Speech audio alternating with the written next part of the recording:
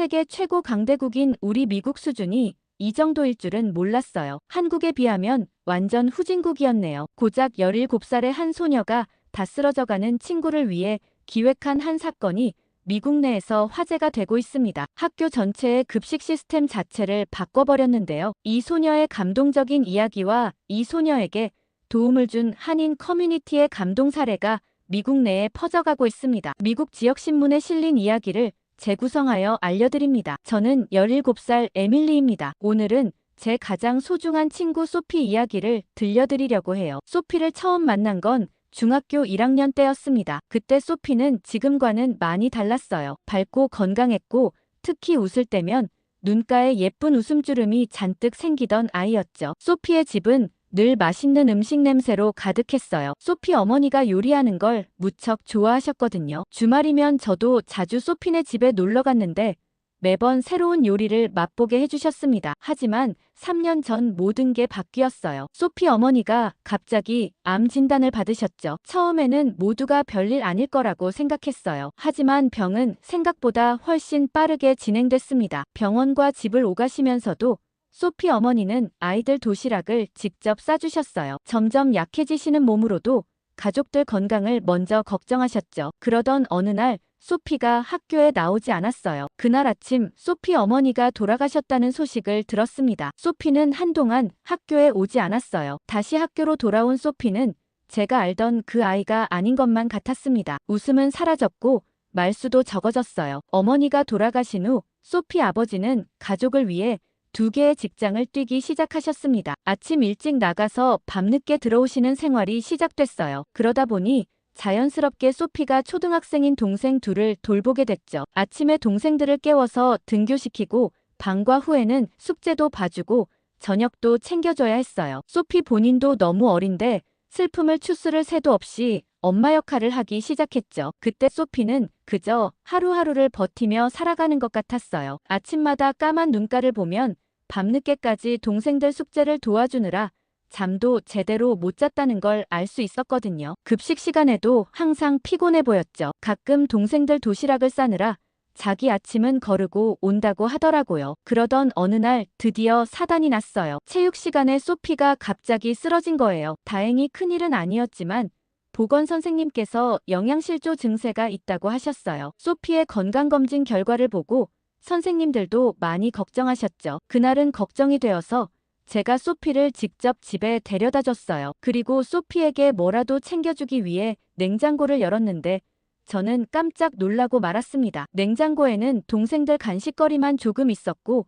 요리할 재료는 거의 없었거든요. 식탁 위에는 소피 어머니가 쓰시던 레시피 노트가 놓여 있었어요. 표지에는 우리 가족의 건강을 위한 레시피라고 적혀 있었죠. 그렇지만 지금 그 레시피는 전혀 쓰이질 않고 있어요. 소피는 그 노트를 보면서 어머니가 동생들을 건강하게 잘 보살펴달라고 했다고 얘기하더라고요. 정작 동생들은 소피의 돌봄 아래 건강하게 잘 지내고 있었지만 소피는 아니었어요. 날이 갈수록 헬쓱해졌죠. 집에서 거의 밥을 챙겨 먹지 못한 데다가 학교 급식도 사실 맛이 없는 날이 대부분이니 살이 빠질 수밖에요. 그날 집에 돌아가면서 저는 밤에 잠이 오지도 않더라고요. 어떻게 하면 소피가 예전처럼 밝아질 수 있을지 한참을 생각했어요. 소피도 저처럼 BTS의 팬이라 둘이서 항상 노래를 같이 듣고 춤도 추고 했는데 요샌 그런 일이 아예 없어요. 다시 예전처럼 같이 노래 듣고 춤추는 날이 오기를 바랄 뿐이었죠. 그 애가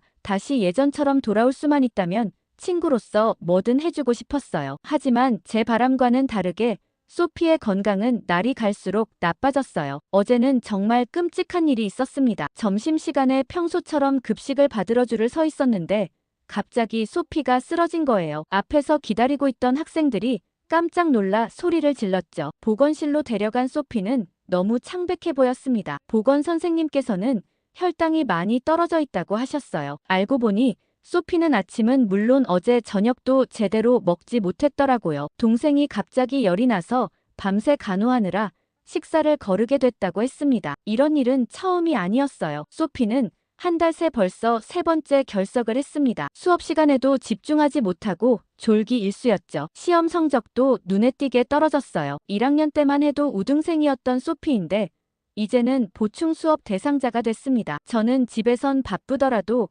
학교 점심시간에라도 좀 잘 챙겨 먹으라고 했지만 말하면서도 조금 머쓱하긴 했어요. 학교 급식이 너무 형편없어서 먹기가 힘든 건 사실이거든요. 오늘도 점심으로 나온 건 질기디 질긴 냉동치킨 너겟과 기름진 감자튀김 뿐이었습니다. 영양사 선생님께 들은 이야기로는 급식 한 끼 가격이 7달러나 된다고 해요. 그런데 실제로 나오는 음식을 보면 마트에서 파는 냉동식품과 다를 게 없습니다. 채소라고는 찾아보기 힘들고 대부분 튀김이나 햄버거 같은 패스트푸드 위주예요. 그날도 너무 즐겨 잔반을 다 버리고 나오는데 제 눈앞에 펼쳐진 광경을 보고 깜짝 놀랐어요. 점심시간이 끝나고 쓰레기통을 보니 버려진 음식이 산더미처럼 쌓여 있었습니다. 급식실 아주머니 말씀으로는 매일 음식의 절반 이상이 버려진다고 하셨어요. 학교 급식을 안 먹는 친구들은 도시락을 싸오긴 하는데 소피에게는 그럴 여유가 없었죠. 아침마다 동생들 도시락을 챙기기도 바쁜데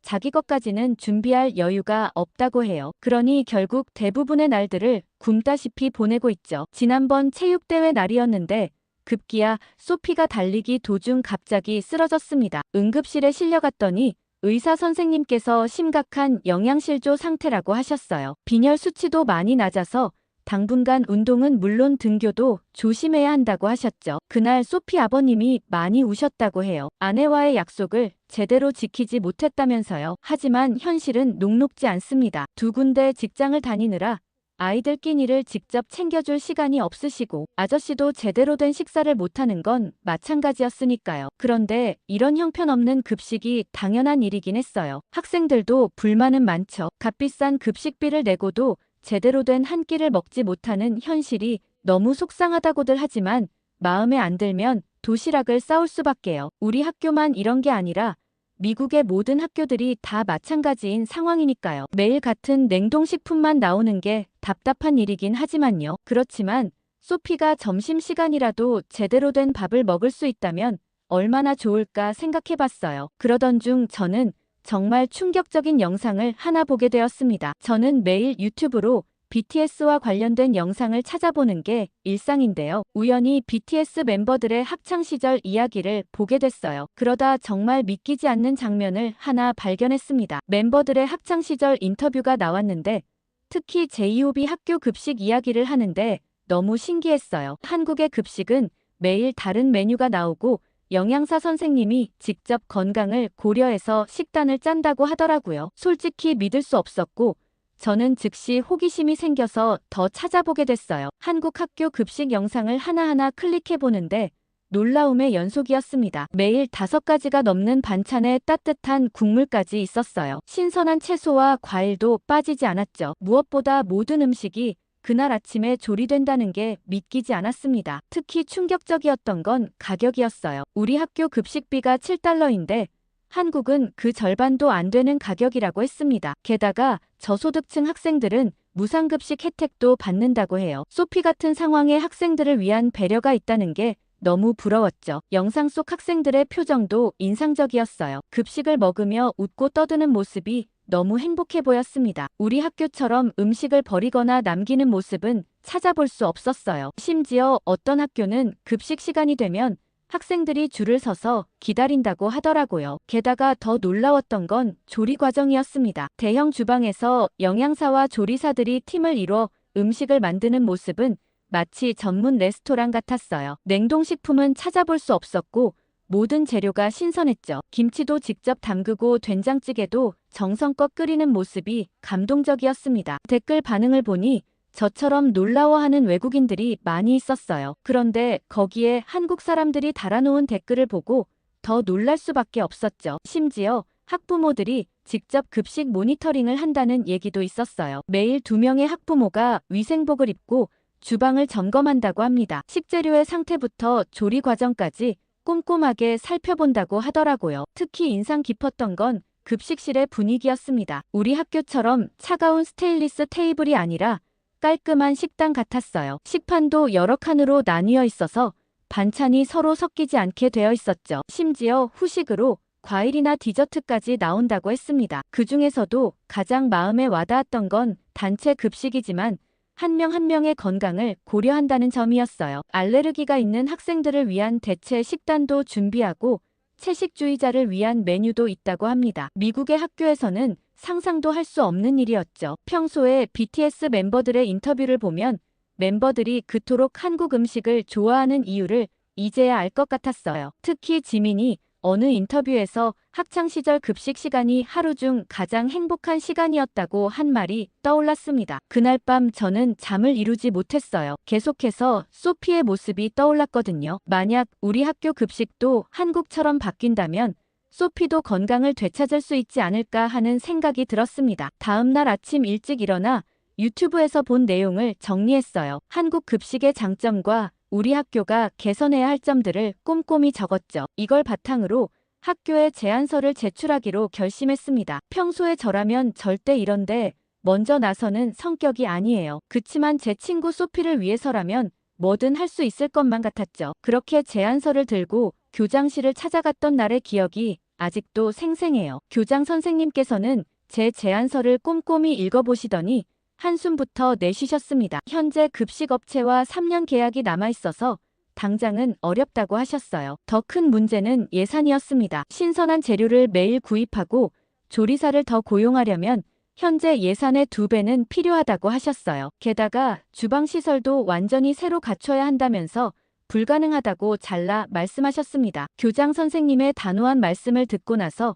어깨가 축 늘어진 채 교장실 밖으로 나왔습니다. 그러고는 학교 벤치에 앉아 한참을 고민했죠. 저는 포기할 수 없었거든요. 그러다가 마침 다음 달에 학교 축제가 열린다는 소식이 떠올랐어요. 저는 BTS 커버댄스 동아리 회장으로서 공연을 준비하고 있었는데 이때다 싶었습니다. 동아리 친구들과 의논해서 특별한 계획을 세웠어요. 동아리 친구들도 같은 동아리 부원인 소피의 달라진 모습에 안타까워했기 때문에 모두들 의기투합해서 한마음으로 뭉칠 수 있었어요. 평소 연습하던 댄스 공연과 함께 한식 부스도 운영하기로 했습니다. 그리고 한국 급식 시스템을 도입하자는 내용을 홍보하기로 했죠. 한국 음식을 직접 맛보면 학생들이 더 큰 관심을 가질 거라고 생각했죠. 하지만 준비 과정은 쉽지 않았어요. 주말마다 모여서 유튜브로 한식 레시피를 연구했습니다. 특히 김밥 만들기가 제일 어려웠죠. 아무리 해도 김밥이 계속 터지더라고요. 자르면서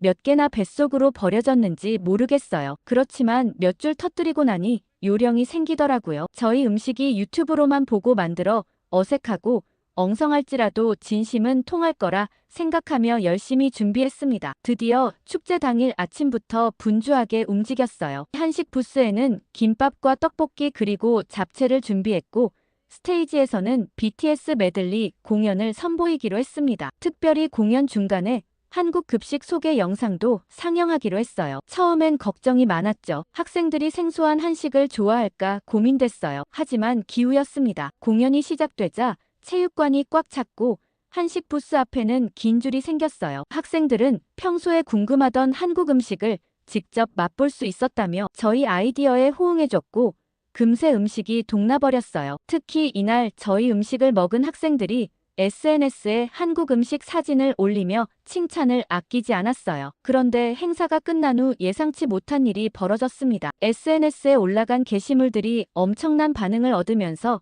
지역 신문사에서 취재를 왔어요. 학생들이 직접 준비한 한식 부스와 급식 개선을 위한 노력이 기사화됐죠. 이 기사는 큰 파장을 일으켰습니다. 다른 학교 학생들도 공감하며 지지를 보내왔고 학부모들도 적극적으로 관심을 보이셨어요. 심지어 지역 한인회에서 연락이 와서 도움을 주겠다고 하셨습니다. 이 일을 계기로 한국 급식 시스템이 관심을 가진 학생들 사이에서 자발적으로 급식 개선을 위한 움직임이 본격적으로 시작됐어요. 학생회에서 먼저 서명운동을 제안했고 일주일 만에 전교생의 80%가 서명에 동참했습니다. 특히 감동적이었던 건 소피의 동생들이 다니는 초등학교 학생들까지 서명운동에 참여했다는 거예요. 급식 개선을 위한 편지도 써서 보내줬죠. 삐뚤삐뚤한 글씨로 쓴 편지들이 교장 선생님의 마음을 움직였다고 합니다. SNS 캠페인도 시작했어요. 친구들은 더 나은 급식을 위해서라는 해시태그를 달아 학교의 상황을 알렸고 이를 시작으로 캠페인은 순식간에 퍼져나갔습니다. 학생들이 기존 급식 사진과 축제 때 맛본 한식 사진을 비교하면서 올리기 시작했죠. 그러던 어느 날 뜻밖의 연락을 받았습니다. 지역 한인회에서 연락이 온 거예요. 뉴스를 보고 도움을 주고 싶다고 하셨습니다. 주말마다 한인교회에서 반찬을 만들어 지원해 주시겠다고 했어요. 특히 감동적이었던 건 은퇴하신 한인 할머니들의 참여였습니다. 할머니들께서는 매주 토요일마다 교회에 모여 김치를 담그신다고 해요. 한국에서 평생 주부로 살아오신 경험을 살려 맛있는 반찬도 만들어주신다고 하셨죠. 한국 급식에 관심을 가져줘서 고맙고 도움이 되는 일이라면 작게라도 도와주시겠다고 하셨죠. 그리고 한인 할머니와 친분이 있으신 한인마트를 운영하는 사장님도 힘을 보태주셨어요. 학교에서 예산이 문제라면 매주 신선한 채소와 과일을 저렴한 가격에 제공해 주시기로 했습니다. 심지어 일부 식재료는 무상으로 지원해 주신다고 하셨어요. 이렇게 모인 도움의 손길은 예상을 훨씬 뛰어넘었습니다. 처음에는 한 달에 한 번 정도 한식의 날을 하려고 했는데 이제는 매주 가능해질 것 같았어요. 이렇게 도움의 손길이 하나 둘 모여들자 교장 선생님의 태도도 조금씩 바뀌기 시작했어요. 학생들과 학부모들의 반응이 이렇게 뜨거울 줄 몰랐다면서 급식 개선을 진지하게 검토해 보겠다고 하셨습니다. 현재 계약된 급식업체와도 협의를 시작하겠다고 약속하셨어요. 물론 한 번에 바꾸긴 어렵겠지만 점진적으로 한식 메뉴를 도입하는 방안을 논의해 보겠다는 계획을 말씀해 주셨죠. 그로부터 한 달 후 저희 학교에는 처음으로 한식데이가 도입되었습니다. 첫날이라 특별히 한인 할머니들이 새벽부터 나오셔서 김치찌개를 끓이고 잡채를 만드셨다고 하더라고요. 그날 급식실의 풍경은 정말 달라졌어요. 평소에는 버려지는 음식이 많았는데 그날은 한 숟가락도 남기지 않고 다들 맛있게 먹었습니다. 특히 소피가 오랜만에 밝게 웃는 모습을 보여서 더 기뻤어요. 이제는 매주 수요일이 기다려진다는 학생들이 늘어났습니다. 한인 할머니들이 만들어주시는 반찬을 기대하는 목소리가 커졌어요. 특히 김치는 학생들 사이에서 인기 메뉴가 됐죠. 한인회의 도움은 여기서 그치지 않았어요. 한인 할머니들은 한국 음식이 어색한 영양사 선생님과 미국 조리사들을 위한 한식 조리 교육도 시작해 주셨어요. 매주 토요일마다 한인 할머니들이 직접 레시피를 전수해 주신다고 하더라고요. 저는 할머니들께서 이렇게 공짜로 해주시는 이유를 도저히 모르겠다고 말씀드리자 한인 할머니 대표이신 최 할머니께서 이게 한국인의 정이라고 하셨어요. 옛날 미국에 처음 왔을 땐 한국이라는 나라를 알지도 못해 인종차별에 무시해 온갖 서름을 받았다고 하시더라고요. 그런데 지금 한국의 위상이 이렇게 달라졌으니 너무 기쁘고 즐거운 마음에 한국을 알리기 위한 일이라면 뭐든 앞장서고 싶다고 하셨죠. 그런데 어린 학생들이 한식에 관심을 가지고 열정적으로 임하는데 할머니들이 작은 도움이나마 되어서 기쁘다고 하셨습니다. 그런데 제가 더 놀라웠던 건 김할머니의 이야기였어요. 최근 이런 변화가 생긴 이래로 소피의 건강이 눈에 띄게 좋아졌거든요. 그런데 알고 봤더니 한인 할머니들이 소피와 동생들을 특별히 챙겨주신다고 하더라고요. 소피는 김치를 담그러 오시는 할머니들 중에 김할머니가 계신데 그분의 도움을 많이 받고 있다고 했어요. 김할머니께서 학교에 도움을 주러 오시다가 어느 날 소피가 동생들 도시락을 싸느라 늦게 등교하는 걸 보시고는 소피의 사정을 자세히 물어보셨다고 합니다. 소피의 이야기를 듣고서는 할머니는 눈물을 훔치셨대요. 그리고는 어떻게든 도와주고 싶다고 하셨죠. 그리고 그날 저녁 소피의 아버님을 만나 이야기를 나누시더니 깜짝 놀라셨다고 해요. 알고 보니 소피 아버님이 20년 전 김할머니의 가게에서 아르바이트를 하셨던 분이었다고 합니다. 김할머니는 그 자리에서 결심을 하셨다고 해요. 자신의 가게는 은퇴하고 팔았지만 집이 소피네 집 근처라며 매일 방과 후에 동생들을 봐주시겠다고 하셨습니다. 처음에는 소피 아버님이 많이 망설이셨대요. 과거 아르바이트 시절에도 김할머니가 물심양면으로 많이 도와주셨기 때문이죠. 늘 먹을거리도 챙겨주시고 급여도 두둑하게 챙겨주셨던 분이라 오래도록 좋은 사장님으로 기억하고 있는데 세월이 지난 지금도 공짜로 도움을 받는 게 너무 죄송스럽다고 말이죠. 도와주시려면 급여를 받고 도와주시라며 할머니께는 얼마든지 아이들을 맡길 수 있다고 말씀하셨어요. 하지만 김할머니께서는 다늙은 노인이 무슨 돈을 바라겠냐며 지금도 빠듯하게 사는 거 다 알고 있는데 자신의 손주 같아서 그런다며 한사코 돈을 받지 않겠다며 고집을 꺾지 않으셨다고 합니다. 한국에 있는 손주들 생각도 나고 어린 나이에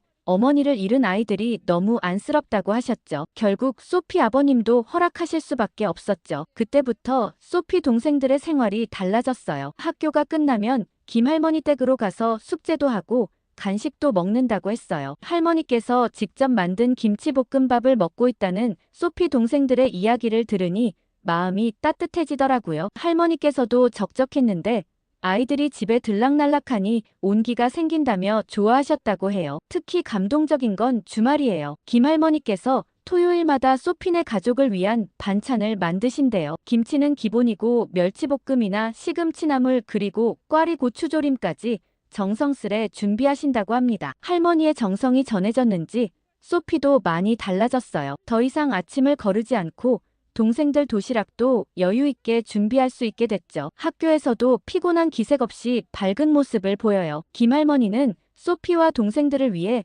특별한 레시피 노트도 만들어주셨어요. 아이들이 좋아하는 반찬을 중심으로 쉽게 만들 수 있는 요리법을 정리해 주셨다고 합니다. 주말이면 소피도 할머니 댁에 가서 요리를 배운다고 해요. 처음에는 서툴렀지만 이제는 제법 맛있는 반찬을 만들 수 있게 됐다고 합니다. 특히 김치볶음밥은 동생들이 가장 좋아하는 메뉴가 됐죠. 할머니의 도움은 여기서 그치지 않았어요. 다른 한인 할머니들께도 소피네 이야기를 전해 들려주셨대요. 그러자 할머니들이 돌아가면서 반찬을 만들어주시기 시작했습니다. 이제는 매주 새로운 반찬이 소피네 집으로 배달된다고 해요. 할머니들은 서로 자신의 특별 요리를 뽐내듯 정성껏 반찬을 만들어주신다고 합니다. 덕분에 소피네 식탁이 더욱 풍성해졌죠. 게다가 김할머니는 소피에게 요리를 가르치시면서 한국의 음식 문화도 함께 전해주신다고 해요. 음식을 나누는 게 얼마나 큰 기쁨인지 이야기해 주시면서 소피도 나중에 꼭 그런 사람이 되었으면 좋겠다고 하셨대요. 그렇게 한식의 날이 시작된 2달째 엄청난 변화가 생겼어요. 보건 선생님께서 소피의 건강검진 결과를 보시더니 깜짝 놀라셨대요. 빈혈 수치가 정상으로 돌아왔고 체중도 조금씩 늘어나고 있었습니다. 학업 성적도 눈에 띄게 좋아졌어요. 수업 시간에 졸지 않게 되면서 집중력이 높아졌대요. 특히 수학 성적이 크게 올라서 선생님들도 모두 놀라셨다고 합니다. 더 신기한 건 소피가 요리에 관심을 갖기 시작했다는 거예요. 할머니 옆에서 요리를 배우며 레시피를 연구하는 것은 물론 심지어 주말에는 한식 요리 강습도 받으러 다닌대요. 그러던 어느 날 소피가 저와 친구들을 집으로 초대했어요. 이런 변화를 만들어줘서 고맙다며 한식을 만들어주겠다고 했죠. 그런데 집에 들어서자마자 갑자기 저희를 막아섰어요. 신발을 벗어야 한다고 말이죠. 소피는 할머니 집에 들락날락하면서 한국식 생활 문화까지 모두 바꾼 것 같았어요. 처음에는 집에서 신발을 벗어야 한다는 사실에 좀 망설였지만 소피의 설명을 듣고 나니 이해가 됐어요. 한국에서는 집안을 깨끗하게 유지하기 위해 신발을 현관에서 벗는다고 하더라고요. 정갈하게 놓인 실내용 슬리퍼를 보니 왠지 기분이 좋아졌습니다. 오히려 이게 더 깔끔한 것 같았죠. 거실에 들어서자 낯선 향기가 코끝을 자극했어요. 소피가 아침부터 김치찌개를 끓이고 있었나 봐요. 주방 식탁에는 이미 여러 가지 반찬들이 정성스럽게 놓여 있었죠. 김할머니께 배운 레시피대로 만들었다면서 소피가 자랑스럽게 설명해 주었습니다. 특히 인상적이었던 건 소피가 밥을 지었다는 거예요. 한국식 전기밥솥으로 지은 밥이라며 뚜껑을 열어 보여줬는데 윤기가 자르르 흐르는 게 정말 맛있어 보였습니다. 한인 마트에서 산쌀로 지었다고 하더라고요. 그날 가장 재미있었던 건 친구들이 전기밥솥에 보인 반응이었어요. 특히 세라가 전기밥솥 버튼을 누르자마자 들리는 음악 소리에 깜짝 놀라 뒤로 물러섰던 게 아직도 생각나요. 밥솥에서 노래가 나온다며 모두가 킥킥거리며 웃었죠. 소피는 전기밥솥의 기능을 하나하나 설명해줬어요. 밥 짓는 시간을 맞춰놓으면 아침에 따뜻한 밥을 먹을 수 있다는 것부터 보온 기능으로 몇 시간이고 밥이 따뜻하게 유지된다는 것까지요. 친구들은 마치 신기한 과학 실험을 보는 것처럼 눈을 반짝이며 들었습니다. 특히 재미있었던 건 밥솥 뚜껑을 열 때였어요. 스팀이 모락모락 올라오면서 고소한 쌀밥 냄새가 퍼지자 친구들이 일제히 감탄사를 내뱉었죠. 제시카는 마치 레스토랑 주방 같다면서 휴대폰으로 계속 사진을 찍었습니다. 밥을 퍼담을 때도 웃음바다가 됐어요. 모두들 처음 보는 기계라 줄지어 자기가 해보겠다고 난리였어요. 그런데 밥주걱을 처음 써보는 친구들이 어설프게 밥을 퍼다가 이리저리 흘리는 모습에 웃음이 터졌습니다. 어색해하는 저희와 달리 소피는 이 문화가 매우 익숙해 보이더라고요. 친구들은 저마다 자기 집에도 전기밥솥을 사고 싶다고 아우성이었어요. 그리고 갓 지은 밥은 정말 더 맛있더라고요. 소피는 전기밥솥 말고 김할머니 댁에 가면 압력밥솥으로 밥을 지어주시는데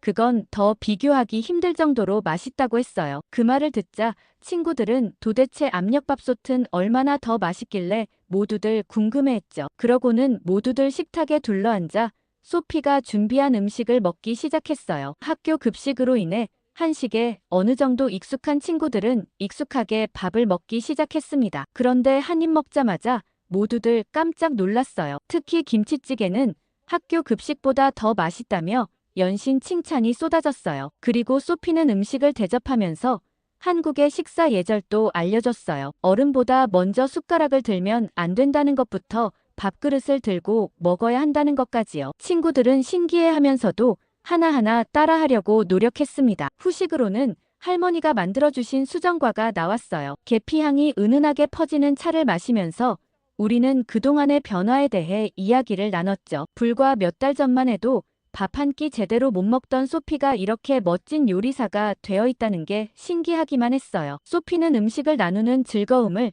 이제야 알게 됐다고 했어요. 어머니가 늘 가족들을 위해 요리하시던 모습이 이제는 이해가 된다면서 눈시울을 붉혔죠. 친구들도 따라 울컥해서 서로 껴안고 울었답니다. 하늘에서 보고 계신 어머니께서 흐뭇하게 웃으며 마음 편하실 거라며 걱정 말라며 다독여줬죠. 식사가 끝난 뒤에는 다 같이 설거지를 도왔어요. 설거지를 하면서도 웃음이 끊이지 않았어요. 평범한 저녁 식사가 이렇게 특별한 추억이 될 줄은 몰랐습니다. 떠나기 전 소피가 우리 모두에게 작은 선물을 준비했더라고요. 유자청이라고 얘기했어요. 한국에서는 유자차를 겨울마다 마시는데 직접 담가서 조그만 통에 담아준 거예요. 저희가 해준 것들에 비하면 아무것도 아니지만 감사의 마음을 표현하고 싶었다고 했죠. 친구라면 이 정도는 아무것도 아니라며 기뻐했습니다. 그런데 다음날 아침 학교 게시판에 글 하나가 큰 파장을 일으켰어요. 진실을 밝힙니다. 김치는 일본의 기무치입니다라는 제목의 익명 게시글이었죠. 글에는 한식 급식이 문화 도용이라는 주장과 함께 일본식 표기로 바꿔야 한다는 내용이 담겨 있었습니다. 처음에는 장난스러운 글인 줄 알았어요. 하지만 댓글이 달리기 시작하면서 분위기가 심상치 않아졌죠. 익명의 작성자는 댓글에서 더 과격한 주장을 펼치기 시작했습니다. 한국의 음식 문화는 대부분 일본에서 비롯됐다느니 한국이 역사를 왜곡하고 있다느니 하는 말들이었어요. 소피는 글을 읽자마자 누가 썼는지 알아챘어요. 일본어 수업에서 만난 미요코의 독특한 글쓰기 습관이 그대로 드러났거든요. 특히 원조라는 단어를 반복적으로 쓰는 것과 문장 끝에 일본식 표현을 쓰는 건 미요코밖에 없었죠. 점심시간에 소피는 미요코를 찾아갔어요. 도서관 구석에서 혼자 앉아있는 미요코에게 다가가 조용히 말을 걸었죠. 하지만 미요코는 오히려 더 큰 목소리로 자신의 주장을 펼치기 시작했습니다. 미요코는 처음에는 자신이 쓴 글이 아니라고 부인했어요. 하지만 이내 자신의 생각을 당당히 밝히더군요. 한국은 일본의 식민 지배를 받았고 그때 일본의 선진 문물을 받아들였다면서 김치도 그중 하나라고 했습니다. 더 충격적인 건 그 다음이었어요. 미요코는 한국의 모든 문화가 일본에서 비롯됐다고 주장하기 시작했습니다. 한글도 일본 가나 문자를 본떴다느니 한복도 기모노를 변형한 거라느니 하는 말까지 했어요. 소피의 얼굴이 붉어졌지만 감정적으로 대응하지 않았어요. 대신 휴대폰을 꺼내 준비해온 자료들을 보여주기 시작했죠. 고려시대 김치 기록부터 조선시대 각 지역의 독특한 김치 문화까지 오랜 역사를 가진 한국의 발효 음식 문화를 차분히 설명했습니다. 소피가 한식을 배우고 있어서 그런지 소피가 찾아온 자료들은 김치의 역사적 근거를 충분히 뒷받침하고도 남았죠. 하지만 미요코는 그런 자료들을 전부 부정했어요. 한국이 만든 거짓 역사라며 일축해버렸죠. 심지어 유네스코 세계문화유산 등재도 정치적 로비의 결과라고 주장했습니다. 그러자 주변의 분위기가 험악해지기 시작했어요. 근처를 지나가던 친구들도 하나둘 귀를 기울이기 시작했죠. 미요코는 막무가내로 한국이 일본의 식민지였기 때문이라는 주장 하나로 우겨댔지만 소피는 고대부터 이어져 온 한국의 발효 문화와 김치의 역사적 기록들을 하나하나 제시했습니다. 그러자 미요코는 점점 더 감정적이 됐어요. 목소리를 높이며 일본이 없었다면 한국은 지금도 후진국이었을 거라고 했죠. 그때 소피가 결정적인 자료를 보여줬습니다. 일본의 역사학자들도 인정한 한국 김치의 독자성에 관한 연구 자료였어요. 하지만 미요코는 끝까지 자신의 주장을 굽히지 않았어요. 오히려 더 과격한 발언을 이어갔죠. 결국 보다 못한 친구들이 선생님을 불러와 미요코와 소피의 논쟁을 말리기 시작했습니다. 각자 집으로 돌아가라고 얘기하셨죠. 소피는 도저히 화가 나서 못 참겠다며 자기도 게시판에 글을 올리겠다고 했습니다. 그리고는 밤새 김치에 관해 연구하는 것 같았죠. 다음 날 소피는 학교 게시판에 새로운 글을 올렸어요. 감정적인 대응 대신 역사적 사실과 과학적 근거를 바탕으로 김치와 기무치의 차이점을 설명했죠. 발효 과정의 차이와 미생물의 종류 그리고 영양학적 특성까지 꼼꼼히 정리했습니다. 친구들이 한식급식 도입 이후로 한식에 관심이 많았기 때문에 소피와 미요코의 두 글은 조회수가 폭발적으로 늘어나기 시작했고 누구의 말이 맞는 건지에 대해 관심이 집중되었어요. 결과적으로 소피의 글이 많은 학생들의 지지를 받았죠. 심지어 일본에서 유학한 경험이 있는 친구들도 소피의 설명이 정확하다며 댓글을 달아줬죠. 미요코의 주장이 잘못됐다는 것이 명백해지면서 친구들은 오히려 김치에 대해 더 관심을 갖기 시작했어요. 소피 덕분에 김치의 역사까지 알게 됐다며 김치의 효능과 역사적 깊이에 감탄했죠. 소피는 이번 일을 겪으면서 자기의 꿈이 더욱 확고해졌대요. 미국에서 한식을 널리 알리는 요리사가 되고 싶다며 웃어 보였습니다. 제 작은 노력으로 영양실조로 쓰러졌던 소피가 이젠 새로운 꿈까지 가지게 되었다는 게 정말 기뻐요. 이 모든 게 다 한식과 제게 도움을 주신 한인 커뮤니티의 도움이라는 생각이 드네요. 정많은 한국 분들 정말 고맙습니다. 오늘 사연 어떻게 들으셨나요? 미국에선 그런 급식들이 너무 당연하게 받아들여졌다는 것에 놀라기도 한 사연이었는데요. 오늘 사연과 한국 급식에 대해 많은 의견 달아주세요. 구독과 좋아요 꾹 눌러주시고 더 좋은 사연으로 돌아오겠습니다. 감동 필름이었습니다.